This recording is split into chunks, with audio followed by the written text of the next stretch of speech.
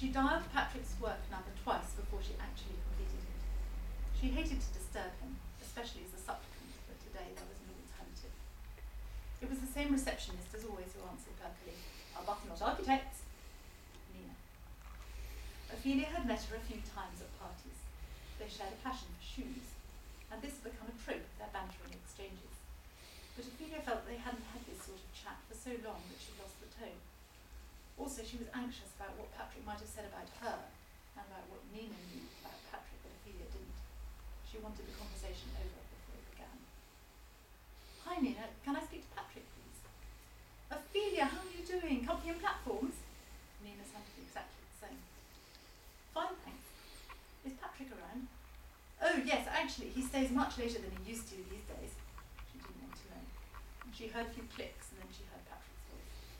He sounded tired, even more tired than she was. This did not bode well. "Hi Ophelia, what is it?" "I wondered if you were going to Alex's concert tomorrow night. I can't make it and he'll be miserable if neither of us is there." "You call me now to ask me to go to something tomorrow night?" He was indignant as well as tired. "I think it was on the calendar I gave you, but please can't you make time for him?" It would have been better to assert that the concert was on the calendar, but she couldn't be sure.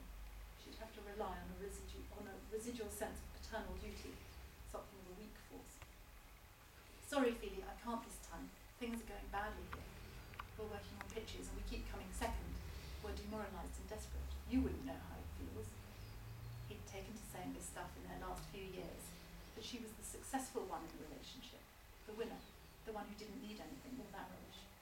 Of course it was difficult for him being an equity partner in a practice that made no money, where the rent was paid by an overdraft and he hadn't drawn a penny for a year. Of course he felt anxious and even a little eclipsed by her.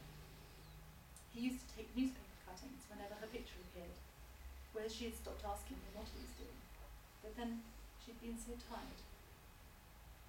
His voice seemed to be right inside her as he spoke, almost in a whisper.